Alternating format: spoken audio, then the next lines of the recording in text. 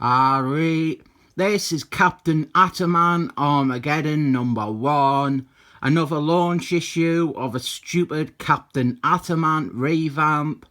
This time we have got a fucking hideous, really properly horrible Alec Rose design for the character. If this cover here isn't making it stand out too much, well, here is the variant cover by Jimmy Lee. That is Stanley Lee's little brother. And Stanley Lee, he would be just as repulsed by this disgusting design as I am. It's fucking terrible. It is one of the worst designs for a character ever. And I know it's loosely inspired by his original costume, but fuck me, this is about as bad as it can be. If the garish costume doesn't put you off enough, then the idea they have here is to send Captain Ataman off to another universe, so that now he can be part of DC's Wildstorm imprint. I'm sure you agree that the reason Captain Ataman has 0 fans and nobody ever reads his comics is because he's in the wrong flipping universe. I don't even care about Wildstorm or Stormwatchers or whatever. And our Griffin, he's like the main one. He's the only one that seems to have any actual life outside the boring cunts who hate Cape comics and buy Wildstorm because it's pretending to be an alternative by saying that superheroes are shit. This book, it begins with Captain Ataman in his hard costume, and that is just mean. It's like it is teasing you. Captain Ataman, he went into space in a ridiculous, gigantic rocket that is like a gigantic Batman and Superman robot. And the reason for this is because it comes from a Jeff Noble story. And Jeff Nobles, he is a lame writer, flailing around for ideas to superficially make his stories seem cool. We get a quick recap of Captain Ataman's origin. That's nice and useful, but the overall opinion here is that Captain Ataman is a loser. He has always been a loser. He's a D-list nobody and a rubbish hero. With that level of resentment and deprecation, Captain Ataman should fit right in with the rest of the Wildstorm universe. Captain Ataman, he went up in this rocket to stop a Cryptotinionite asteroid.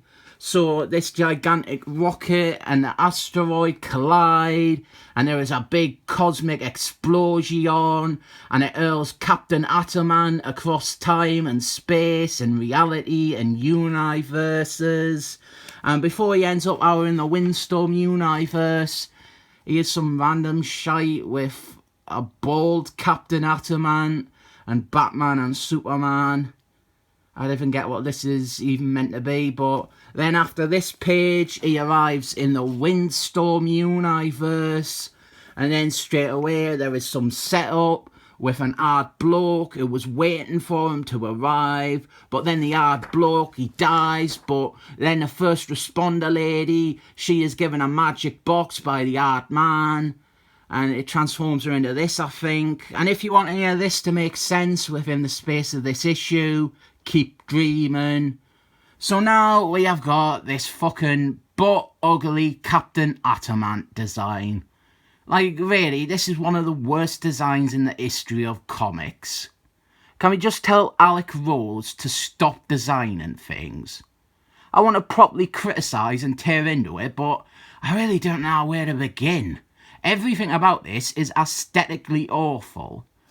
And everyone is scared of Captain Ataman because our in the Wildstorm universe, any heroes, they are all shitheads and dickheads.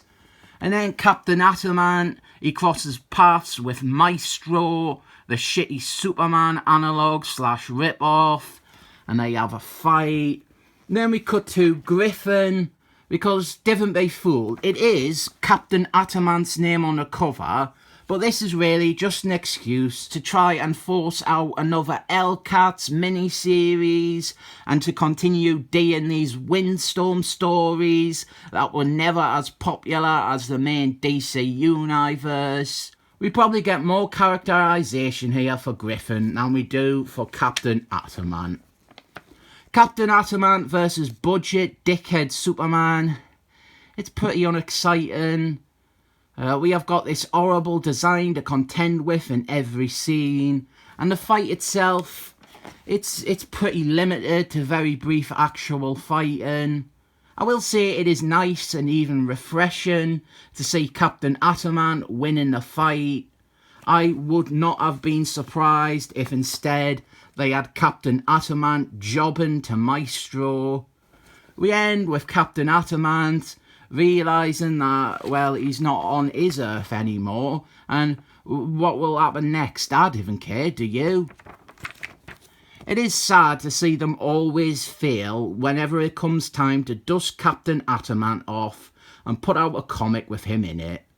The thing that is hard about rating this one is it is definitely better than the new 52 one. The writing is fine in parts, and we had Captain Ataman beat Maestro, which showed actual awareness from the writer, but then we have this design which is so unbelievably shit that it drags this comic down to the same level as the new 52 one.